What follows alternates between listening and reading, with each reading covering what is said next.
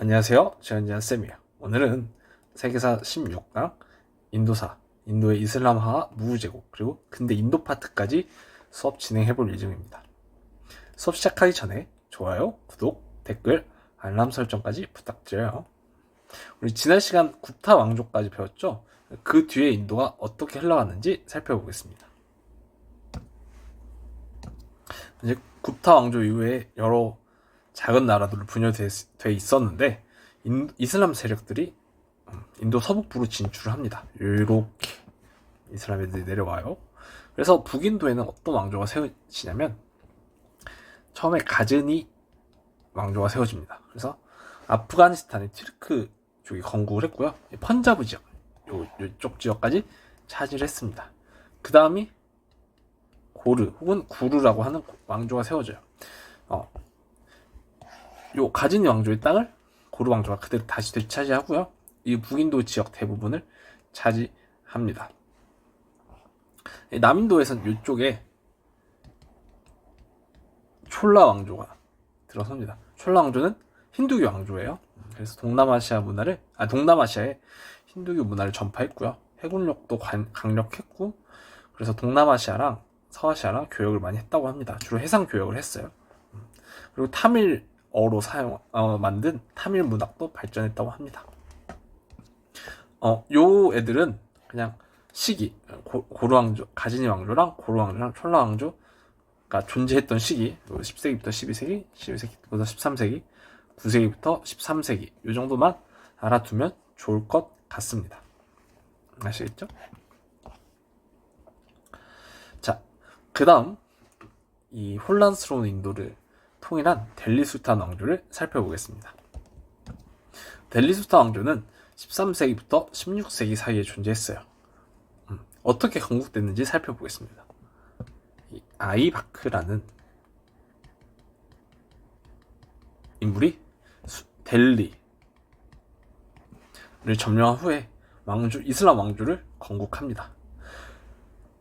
아이바크가 건국한 왕조부터 300년 동안 5개의 이슬람 왕조가 이어져요.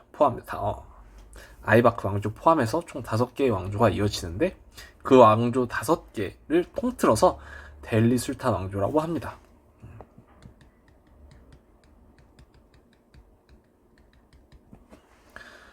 아시겠죠? 그러니까 아이바크가 세운 왕국을 델리 술탄 왕조라고 하는 게 아니라 그거 포함한 5개의 왕조를 통틀어서 델리 술탄 왕조라고 합니다. 이 술탄은 이슬람 지배자를 뜻하는 용어죠. 그래서 델리 술탄 왕조 5개의 왕조가 이슬람 왕조라는 걸 뜻하고요. 델리는 얘네들 수도가 전부 다 델리에 있었기 때문에 델리 술탄 왕조라고 부르게 됩니다. 아시겠죠? 수도는 델리. 이 델리 술탄 왕조의 특징을 살펴보는데 첫 번째가 쿠투브 미나르라는 탑이에요. 이슬람 석탑인데 이건 아이바크가 세웠습니다. 그래서 아이바크 단독 업적으로도 많이 물어보거든요. 아이바크 단독 문제로도 많이 물어보니까 아이바크가 쿠투브 미나를 건축했다.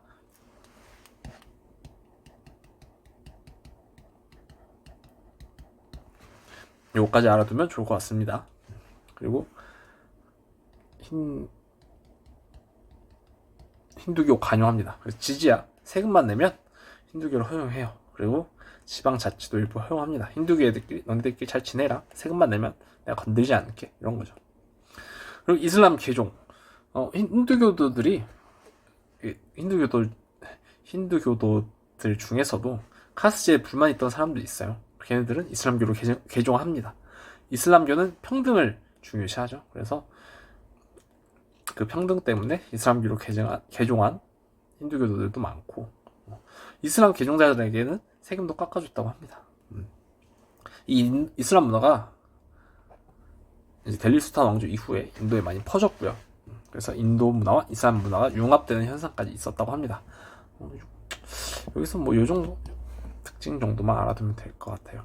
델리 술탄 왕조의 특징이고, 쿠투브 미나르는 아이바크가 세웠다. 그리고 델리 술탄 왕조 탄생 과정은 중요하니까 꼭 알아두시고요. 자, 다음 중요한 무굴 제국입니다. 무굴 제국도 시험에 자주 나오죠. 무굴 제국은 어떤 포인트가 등장하냐? 무굴 제국의 특징을 물어보는 문제도 있지만 어렵게 나오면 이 아크바르랑 아우랑제부를 비교하는 문제가 등장합니다. 그래서 요거까지 꼭 알아보도록 할게요. 자, 어떻게 건국됐는지. 건국도 중요하죠. 바부르라는 인물이 아프가니스탄 점령 후 북인도를 침입해요. 그래서 파니파트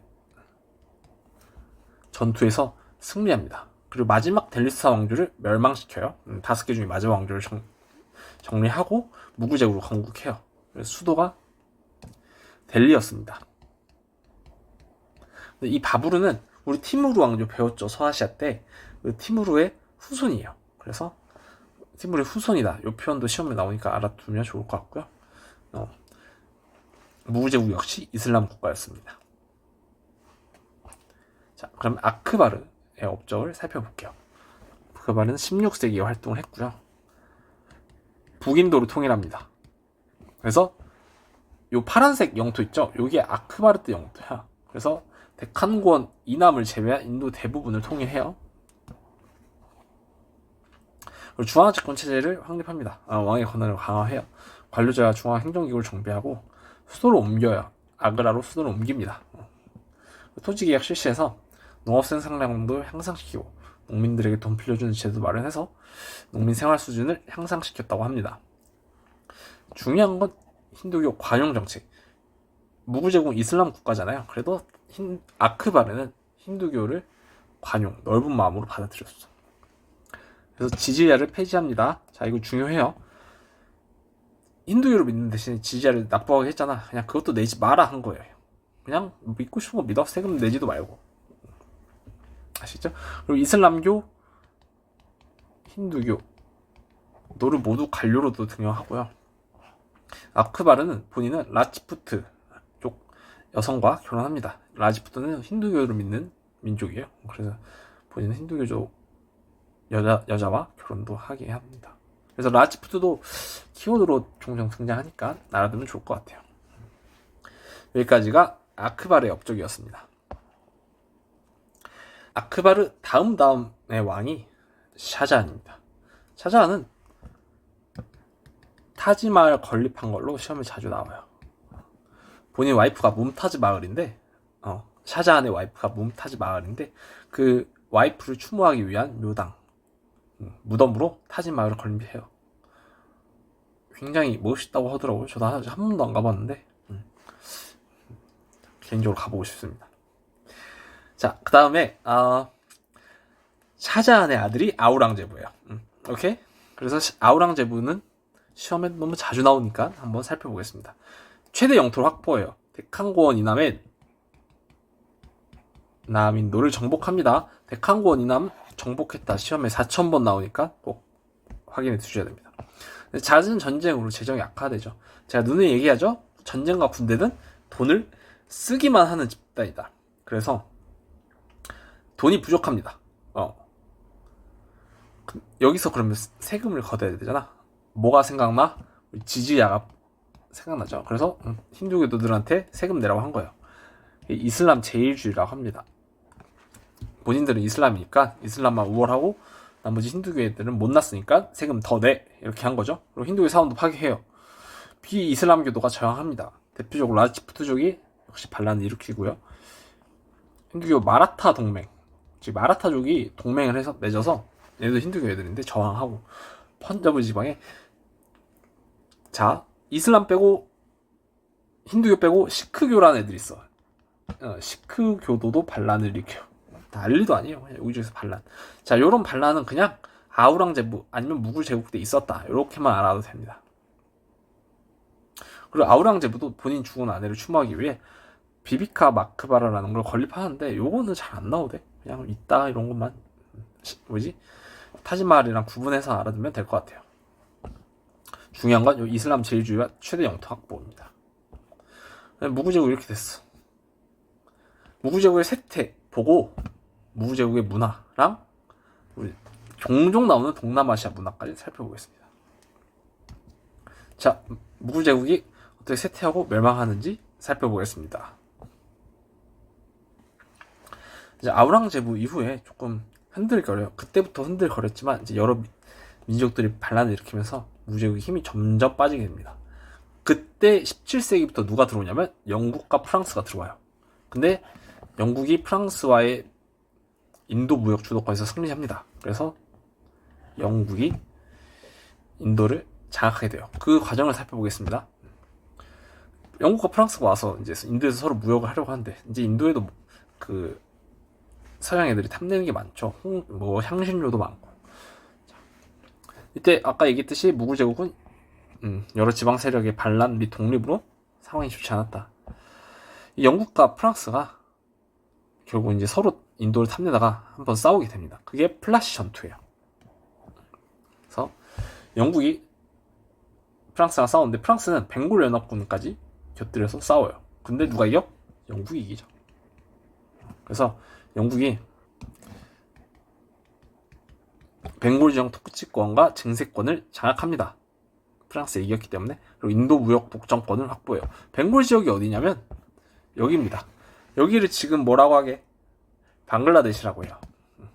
방글라데시가 벵골에서 온 거예요. 벵골 방골. 오케이? 벵골 방글라데시 이렇게. 오케이? 벵골. 이쪽 지역을 영국이 차지합니다. 그리고 영국이 본격적으로 인도 무역 독점권도 확보했죠. 그래서 주로 어떤 걸 하냐면 인도에 영국산 면역부를 수출해요. 자기네들 거 팔아야 되니까. 두 번째, 인도를 원료 공급지로 삼아요. 인도에서 면화, 담배, 아편 재배를 해서 다른 나라에 수출합니다. 아편 같은 거 중국에 팔려고요. 그러니까 인도에서 아편 생산해서 중국에 판 거죠. 인도인에게 세금을 많이 부과해요. 지네가 뭔데? 이런 생각이 들지만 뭐 이긴 사람이니까 어쩔 수 없고요. 그리고 힌두교와 이슬람의 종교적 갈등을 조장해요. 서로 이간질하는 거죠. 그래서 서로 사이가 안 좋습니다. 크리스트교 개종도 강요하고요. 그래서 19세기 들면 영국이 인도 대부분을 지배해요. 그냥 이게 플라시 전투 이후에 인도가 영국을 지배하는 과정이다. 이렇게 생각하면 됩니다. 그래도 이렇게 딱 봐도 못되게 하잖아, 영국이. 그래서 영국에 대해서 불만을 갖고 있는 사람들이 있었어요. 뭐 인도 마이소르 왕국, 마라타 동맹, 시크교 이런 애들이 반영 전쟁을 했지만 이기긴 쉽지 않습니다. 영국이 강력했기 때문에. 근데 이런 와중에 세포이라는 애들이 반란을 일으켜요. 세포이는 영국 동인도 회사에 고용된 인도 용병이야. 여러분, 근데 작년 수능에 세포이가 동인도 회사 출신인 거 알아? 라고 물어보고 이 동인도 회사가 무혁명 때 보스턴 차 사건 당시에 차를 미국에 수출한 거 알아? 이렇게까지 엮어서 물어본 적 있어요. 여러분, 솔직히 얘기할게요. 이거는 아무리 공부해도 센스 없으면 맞추기 어려워요. 너무한가? 아니 근데 저야 여러 번 가르치고 여러 번 교과서 몇 번을 받겠어요. 몇 번을 가르치고 그러니까 내용을 다 아니까 세포이도 동인도 맞아. 그리고 보스턴도 동인도라는 생각해서 동인도를 찍었겠지만 여러분들이 얼마나 봤을까요? 많이 본 학생들도 있겠지만 대부분의 학생들은 이걸 생각조차 하기가 어려울 것 같아. 어떻게 세포이가 동인도 회사를 미국 혁명이랑 연결시키지? 근데 이거는 어떤 방법론이 있는 것도 아니잖아. 그쵸? 그냥 진짜 교과서 여기 있는 거 저기 있는 거 합친 건데 이게 또 EBS에 사료가 나오긴 했지만 거기서 동인도 회사를 강조한 사료가 아니거든요. 그냥 세포의 항쟁에 대한 설명을 나타낸 건데 그 사료 자체는 너무 쉬워. 근데 거기서 동인도 회사만 포인트를 딱 집어갖고 이거 미국 혁명이랑 연결 지은 거야. 이거 어떻게 대비해야 될까? 그래서 그냥 여러분께 진짜 실질적으로 도움 될 만한 거는 세포의 항쟁의 개념을 제대로 알았으면 그래도 나머지 4개 선지는 지울 수 있었어. 그러니까 인도사에 대한 개념이 불확실하니까 세포의 항쟁에 대한 개념이 부정확하니까 그 나머지 4개에서 못 지운 거야, 선지를. 자, 그렇게라도 풀었어야 됩니다, 여러분. 솔직하게 얘기하는 거예요. 나는 이거로 갖고 막 그 여러분께 무리한 요구를 하고 싶지 않아. 그리고 시험이 끝난 후에 이제 되돌아보는 입장이잖아요. 우리는 항상 기출문제를. 그런 입장에서 이거 시험장에서 세포의 동인도 회사 보고 미국 혁명 떠올랐어야 돼 라고 얘기하면 너무 무책임한 것 같아. 그래서 그냥 최대한, 그러니까 어떤 지금도 공부할 때 그러면 이렇게 생각하면 연결 지은 건 한도 끝도 없어. 어떤 키워드 하나 가지고 동서양 연결 짓는 거 너무 많아. 그럼 그거 다 공부할 거예요? 뭐가 나올지 알고. 그렇게 따지면 공부할 게 끝도 없으니까 기출에 나온 건 공부하되 앞으로도 공부할 때는 그냥 어떤 특정 개념, 사건에 대한 개념은 확실하게 암기해 주세요. 그러면 시험장에서 만나더라도 그 확실한 개념을 갖고 아닌 거는 다 지울 수 있을 거야. 그러면 그 애매한 선지가 하나 남으면 그거 고르면 되니까 그렇게 학습해 달라, 이런 이야기를 하고 싶었습니다. 아시겠죠? 자, 어쨌든 세포의 항쟁 다시 살펴보겠습니다. 어쨌든 영국이 동인도 회사를 세워서 인도에 진출을 했죠. 그 동인도 회사에 고용된 인도 용병이에요. 근데 이 동인도 회사가 세포에게 지급한 탄약통. 여러분 탄약통이 뭔지 알아요? 군대 갔다 온 남학생들 있나? 그 총알을 담는 통이에요. 탄약통에 소랑 돼지 기름이 발라져 있다는 소문이 돌아. 근데 세포에는 이슬람교 애들도 있고 힌두교 애들도 있어. 인도 애들이니까. 근데 이슬람교는 돼지를 불결하게 여기고 힌두교는 소를 신성시하게 여기잖아요. 그래서 둘 다 화가 나는 거야. 세포의 대부분은 이슬람교와 힌두교거든요. 그래서 세포가 이 사건을 종교 탄압으로 생각해서 봉기합니다. 이게 항쟁이 확장되면서 인도 각계각층 사람들이 참여해요. 그래서 세포의들이 델리와 북인도를 점령합니다. 그러나 영국군에 의해서 진압되면서 끝나요. 그래서 57년부터 59년까지거든요. 이 연도도 알아주고. 인도 최초의 민족운동이고 인도인들의 민족의식을 일깨웠다. 그러나 결과 무굴 황제가 폐위됩니다.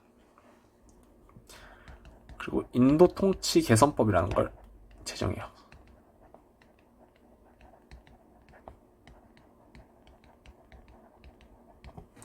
동인도 회사를 해체하고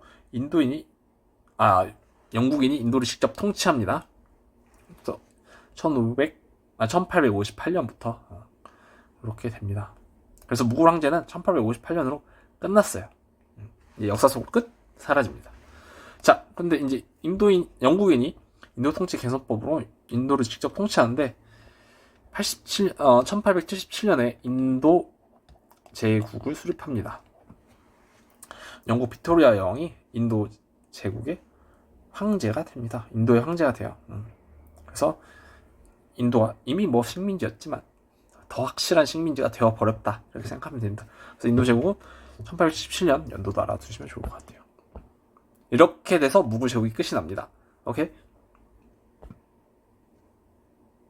그래서 무굴 제국 문화랑 동남아시아 문화 살짝 보고 인도의 민족운동까지 보면 되겠습니다. 자, 무굴 제국의 문화. 여기도 자주 나와요. 그래서 중요한 거 위주로 살펴볼게요. 무굴 제국의 종교는 대표적으로 이슬람교, 힌두교, 그리고 시크교가 있어.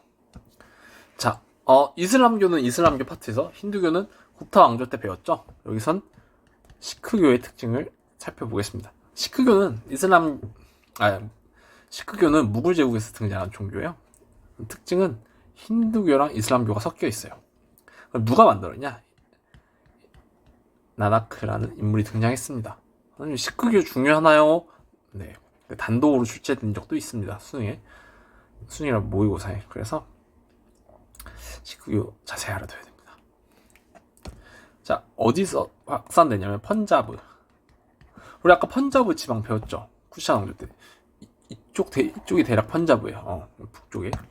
여기 중심으로 확산됩니다. 교리는 우상숭배 반대하고요. 불상이나, 얘는 불교는 아니지만 이렇게 신을 조각상으로 만든 걸 우상이라고 하거든요. 그런데 숭배하는 걸 반대하고, 카스트제도 차별도 반대하고요. 평등을 지향했죠. 그리고 유일신 숭배하고 윤회 사상이 있습니다. 대표적으로 사원이 암리차르 황금 사원이에요. 황금으로 빛난데 사원이 되게 이쁘던데. 그것까지 알아두면 좋을 것 같아요. 무굴 제국의 문화 살펴보겠습니다. 특징은 뭐 인도랑 이슬람 문화가 섞였다. 그렇죠? 인도에 있는데 이슬람 애들까지 온 거니까 두 개가 섞였고, 공용어, 이게 언어가 공식 문서와 외교 용어에는 페르시아어를 활용하는데, 그냥 일상적으로 우리가 그냥 무굴 제국 사람들이 일상적으로 사용하는 공용어는 우르드어야. 이게 힌두어, 페르시아어, 아랍어 섞인 거거든요. 그래서 우르드어로 시험에 나와요. 그러니까 우르드어 하면 무굴 제국의 언어다, 이렇게 알아두면 됩니다. 아시겠죠? 그래서 페르시아어는 시험에 잘 안 나와. 자, 건축. 인도 이슬람 양식이 유행하는데, 인도의 연꽃 무늬, 그 만자 무늬, 이런 전통적인 무늬랑 이슬람의 아라베스크 무늬가 결합한 건축 양식이다. 대표적으로 타지마할이다. 그리고 뭐 아그라성, 붉은성도 인도 이슬람 양식의 대표적인 건축물이다. 이렇게 알아두시면 좋을 것 같아요. 예술, 무굴 회화, 뭐 페르시아 세미라랑 인도 양식이 섞였다고 합니다. 이 정도 알아두면 되고요. 우리의 경제 살펴보겠습니다. 농업이랑 상공업이 발달했고요. 자, 그리고 시장, 내륙 시장이랑 해안 무역항이 다 발달해요. 그리고 경제가 발달하니까 델리나 아그라 같은 대도시도 발달합니다. 대무역, 인도양 무역을 주도해요. 그래서 지중해랑 서아시아를, 여기 인도가 가운데 있고 동남아시아와 중국과 연결합니다. 그러니까 여기 유럽과 서아시아, 중국과 동남아시아를 이렇게 인도가 연결하는 거죠. 육지로도 연결하고 바다로도 연결하고 다. 면직물, 견직물, 향신료를 많이 수출했대요. 자, 유럽 상인의 진출. 15세기 말에 신항로 개척 시기에 포르투갈 애들이 먼저 와요. 그때 무역을 장악했지만 그 뒤로 17세기 이후에 네덜란드, 영국, 프랑스가 진출했고, 이제는 18세기부터는 영국이 딱 인도 장악했죠. 여기까지가 인도 무굴 제국의 문화였습니다. 중요한 거 위주로 학습해 주시면 될 것 같아요. 자, 그리고 인도 문화의 동남아시아 전파. 요건데, 일단 교과서에 있는 건 다 정리했어요. 그런데 시험에 나오는 건, 수능과 평가원에 나온 건 이 두 개밖에 없어.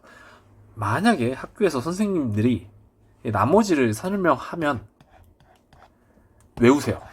그거는 시험에 나온다는 건데, 내신 할 때. 아니면 나 내신 아니다, 수능이라면 이 두 개만 외워.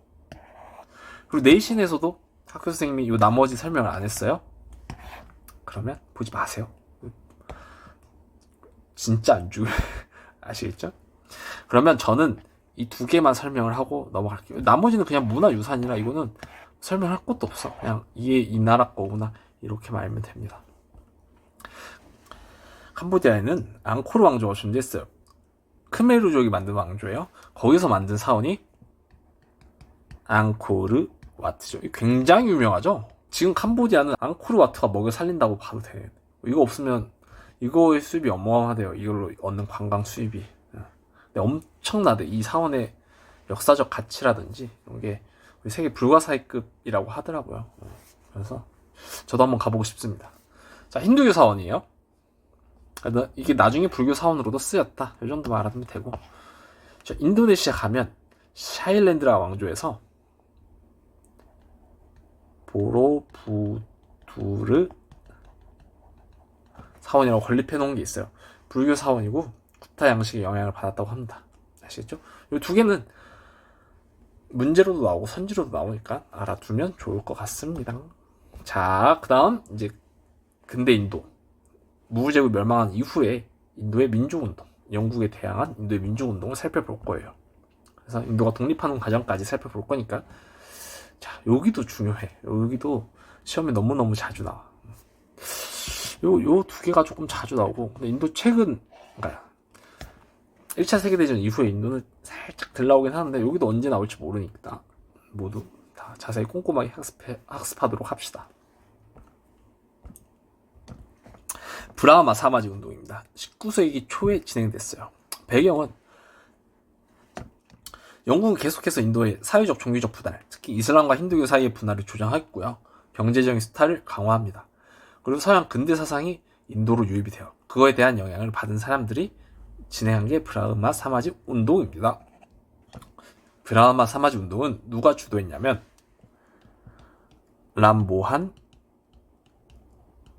로이라는 사람이 브라만들과 함께 브라만 중심으로 주도한 운동입니다. 이 운동의 주된 내용은 순수 힌두교,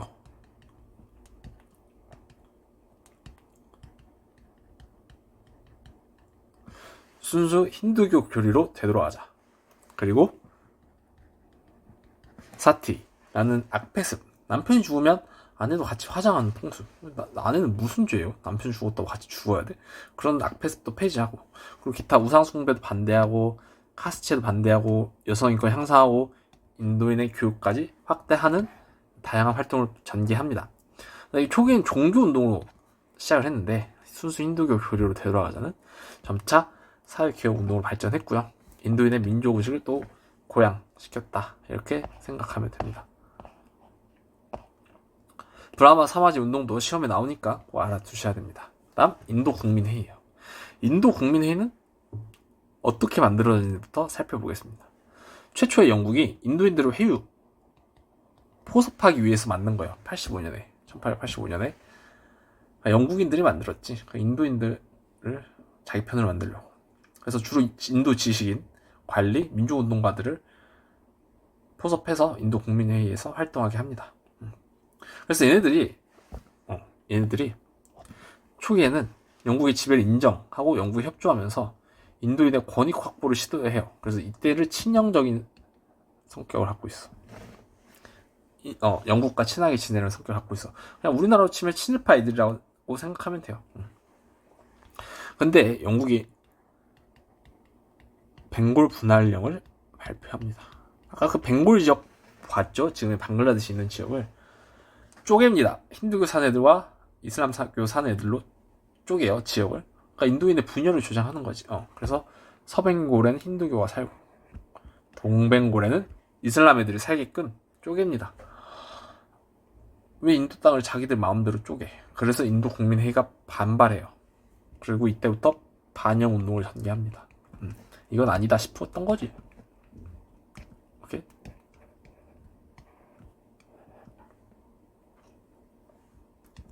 그래서 이 인도 국민회의에서 벵골 분할령에 반발해서 일어난 회의가 콜카타 대회예요.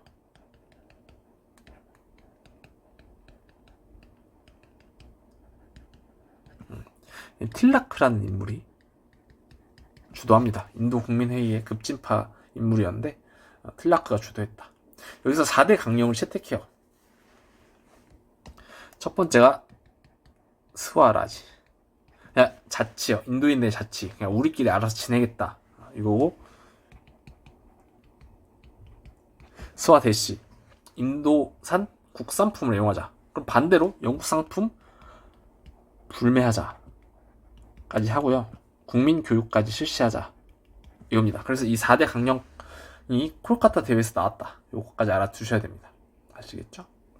근데 이후에 또 이슬람교랑 힌두교랑 살짝의 의견 차이가 생겨요. 이슬람교는 벵골 분할령을 기회로 세력 확장을 시도합니다. 워낙 인도에 힌두교가 많기 때문에 이슬람교들이 이때를 기회로 노려요. 그래서 전 인도 이슬람교도 연맹이라는 걸 조직해서 영국은 이 전 인도 이슬람교도 연맹을 지원합니다. 왜냐? 자기들끼리 싸우라고. 이슬람교랑 힌두교랑 싸우라고 영국이 이슬람교도 연맹을 지원해요. 그래서 이 이슬람교도 애들이 인도 국민회의에 저항합니다. 그럼에도 인도인의 저항이 전국적으로 확대돼요. 영국에 대한. 그리고 인도 이슬람교도 연맹도 이건 좀 영국이 더 나쁜 것 같다 해서 인도 국민회의를 일시적으로나마 지지합니다. 그래서 영국이 1911년 벵골 분할령을 철회합니다. 그래서 명목사 인도인의 자치를 허용해요. 자, 그 뒤에 1914년에 1차 세계대전이 발발하잖아요. 이때 영국이 인도에 오고 너네 이번에 참전해서 우리 도와주면 끝나고 진짜 자치 시켜줄게, 너네끼리 살게 해줄게 했어. 인도는 참전했어. 근데 영국이 지킬까 안 지킬까? 안 지키죠. 누가 지킵니까? 여러분, 영국이나 안 지키는 거지. 여러분들은 어디서든 약속하면 잘 지키는 그런 멋진 사람이 돼야 돼요. 이런 거 보고 막 나도 안 지켜야지 이러면 안 돼. 오히려 약속 잘 지키는 사람이 멋진 사람이에요. 그리고 사람들이 그런 약속 잘 지키는 사람을 잘 따를 거야. 그러니까 맺은 말을 잘 지키는 멋진 사람이 됩시다, 우리 모두. 그리고 오히려 이제 영국이 인도 민주운동을 더 탄압해. 그래서 롤러법이라는 걸 제정해요. 롤럿은 영국 사람이야. 걔가 만든 법인데 인도인들 영장 없이 체포 및 투옥이 가능해. 그냥 마음에 안 들면 체포하겠다 이겁니다. 아시겠죠? 어쨌든 롤러법은 중요하니까 연도까지 알아두고요. 인도 남성 10%에게만 선거권을 부여해요. 결국 이제 인도 민주운동이 더 거세게지게 되죠. 이 롤러법 때문에. 그래서 이후에 인도의 민주운동은 누가 주도하냐면 간디라는 인물이 주도합니다. 그래서 비폭력 불복종 운동. 우리 고1 때 통합사회 배우면 시민불복종 파트 있죠. 거기에 인도 간디의 사례가 등장합니다. 롤러법 폐지랑 인도인의 완전한 자치를 요구해요. 그리고 영국 상품 불매하고 납세 거부 운동도 전개하고, 영국 애들이 소금법을 제정해서 소금은 영국만 생산하고 이 소금에 대해서 세금 왕창 얻어가니까 소금 행진을 전개합니다. 그래서 그냥 영국인들이 만든 세금 안 사고 진짜 바다까지 걸어가지고 세금 바닷물 퍼서 말린 다음에 소금 얻어와요. 그리고 이것 때문에 체포 당하긴 해요. 어쨌든 이런 행동을 계속 보여줍니다, 간디가. 근데 네루라는 인물도 등장하는데, 네루는 간디의 투쟁 방식을 소극적으로 비판하고 급진적인 민족운동을 전개해요. 급진적이라고 하면 총칼 들고 싸운다고 생각하면 됩니다.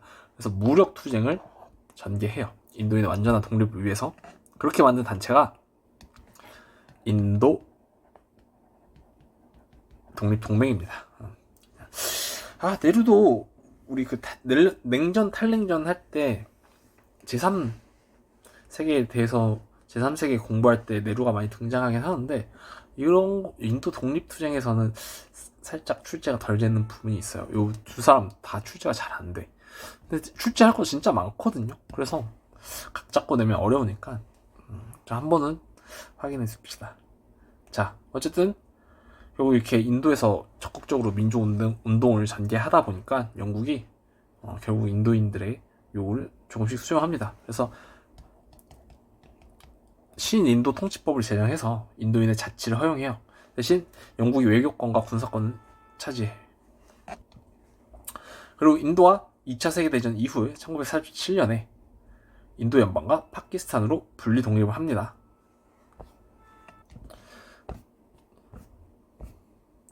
처음에는 어떻게 독립을 하냐면, 여기가 지금의 파키스탄이고 여기가 방글라데시잖아요. 근데 이거 두 개가 파키스탄이었어. 그리고 인도 따로 이렇게 독립을 했는데, 여기 둘은 너무 거리도 멀고 종교도 다르다 보니까 나중에 70년대 가서 얘가 방글라데시로 분리 독립을 합니다. 그렇게 해서 방글라데시, 인도, 파키스탄. 근데 지금 누구랑 싸워? 파키스탄이랑 인도랑 진짜 피 터지게 싸우죠? 여기 어딘지 카슈미르라는 지역 때문에 둘이 그냥 진짜 핵전쟁 직전까지 싸우는 것 같아요. 무서워 죽겠어. 그렇게 해서 인도가 독립을 합니다. 방글라데시까지 독립을 했고요. 여기까지가 근대 인도 민족운동 파트입니다. 여기도 중요하니까 꼭 잘 정리해 두시고요. 오늘 배운 거 다 중요한 게 너무 많네. 자, 확실하게 꼼꼼하게 정리해 두시고, 또 궁금한 거 있으면 언제든 댓글이나 카카오톡으로 물어봐 주시면 될 것 같습니다. 의외로 요즘 세계사 공부하는 친구들이 많이 보더라고요. 세계사가 조회수가 더 잘 나와. 그래서 늘 감사하게 생각하고 있습니다. 동사 선택자 수가 조금 더 많을 거예요. 별 차이 없어. 둘 다 각각 2만 명이긴 한데, 물론 이제 겹친 학생들도 있겠죠. 쌍사하는 친구들 많으니까 겹친 학생들도 있을 텐데, 수능 응시자가 각각 2만 명이거든요. 근데 조금 더 동사가 많긴 한데, 그래도 유튜브는 우리 세계사 친구들이 더 많이 사랑해 주시는 것 같아서 너무 감사하게 생각하고 있습니다. 그래서 늘 어려운 거 있으면 물어봐 주시고요. 화이팅 하시고, 이제 장마 시작되니까 건강 잘 챙기시고요. 다음 시간에 또 만날게요. 안녕.